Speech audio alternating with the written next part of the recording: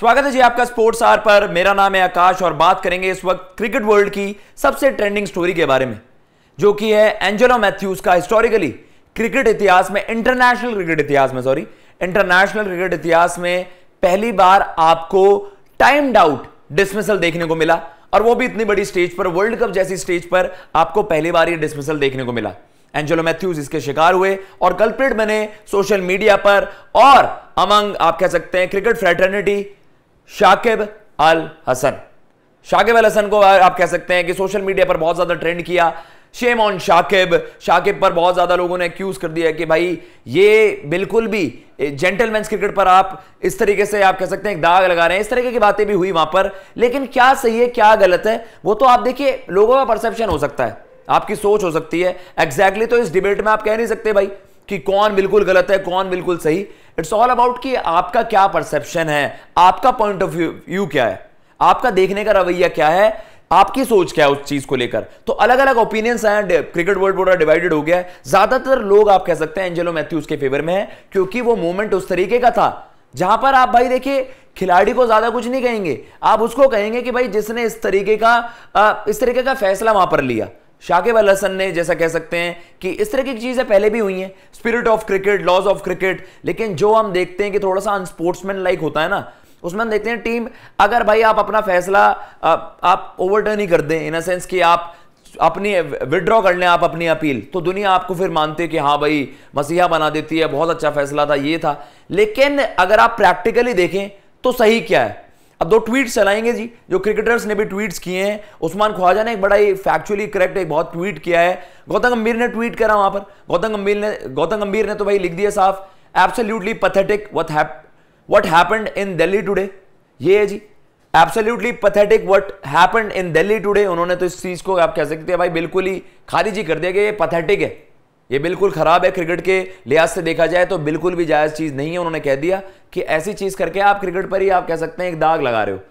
और उस्मान ख्वाजा ने क्या कहा है, ये एक बड़ी मजेदार स्टेटमेंट है, या फिर आप कह सकते हैं एक सूझबूझ भरी स्टेटमेंट है, इससे थोड़ी सी क्लैरिटी मिलती है। Angelo made his crease then his helmet strap broke, मतलब एंजेलो क्रीज पर आ गए और फिर उनका हेलमेट का जो स्ट्रैप है वो टूट गया। How is that timed out? I'm all for timed out if it doesn't make his crease, but this is ridiculous. No different than a batter getting to the crease then taking 3 minutes to face up. That's it. यही मुद्दा है सारे, आप कह सकते हैं कि भाई राड की जड़ी है, इन अ सेंस कि आप टाइम्ड आउट किसी को दीजिए एज पर द रूल्स। ये भाई एक लेजिट तरीका है खिलाड़ी को आउट करने का, लेकिन तरीका होता है। फिर अंपायर्स वहां क्या कर रहे हैं? अब सारा मुद्दा यही आ गया है कि या तो आप रूल्स में वो अमेंडमेंट्स लाओ, डिफरेंट सिनारियो में वो रूल किस तरीके से वर्क करता है, और फिर अंपायर का फैसला होता है सर्वोपरि।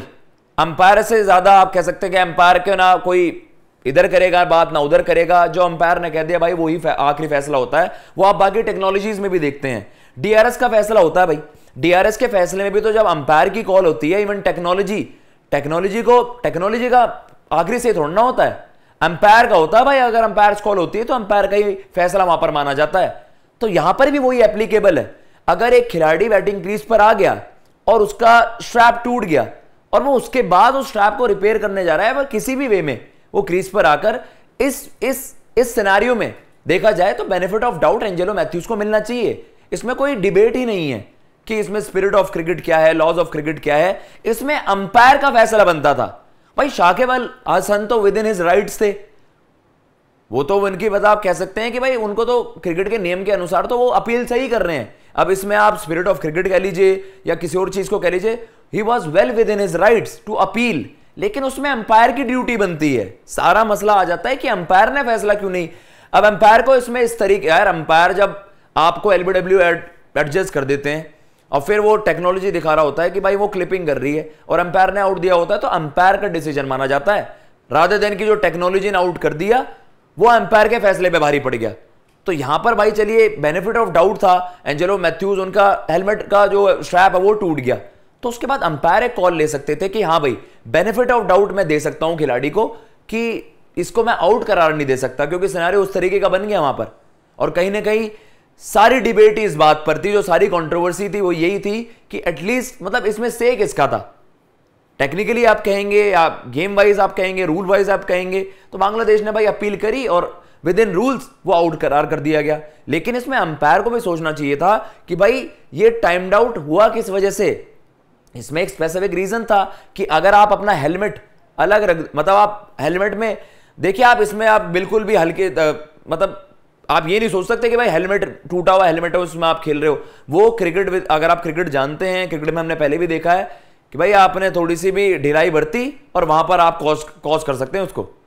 तो आपने सिंपल सी चीज वहां पर सोचनी थी, अंपायर्स को यह फैसला लेना चाहिए था कि यार ये जेन्युइन केस है, खिलाड़ी के हेलमेट में कुछ दिक्कत आ गई है, वो क्रीज पर आए, वापस चले गए, उन्हें एटलीस्ट ये कॉल लेना चाहिए था कि एक लेजिट तरीका था कि भाई वहां पर एक ऐसा, मतलब इसमें अंपायर को कॉल ले लेनी चाहिए थी, रादर देन कि आप नियम देखें, रूल्स देखें, लॉज ऑफ क्रिकेट देखें। इसमें एक benefit of doubt Angelo Mathews को अंपायर्स दे सकते थे, और इसमें बस एक यही डिबेट है, और तो आप कुछ नहीं कह सकते। नियम था इसलिए आउट दे दिया गया, लॉज ऑफ आप कह सकते हैं, स्पिरिट ऑफ क्रिकेट बिल्कुल नहीं थी वो शाकिब अल हसन की तरफ से। लेकिन दुनिया कहेगी भाई वर्ल्ड कप की स्टेज है, अगर यही मोमेंट हो, वर्ल्ड कप का फाइनल हो, आखिरी विकेट हो, 1 रन चाहिए हो, तब क्या खिलाड़ी ये कह पाएगा यार ये जस्टिफाइड है, जस्टिफाइड नहीं है?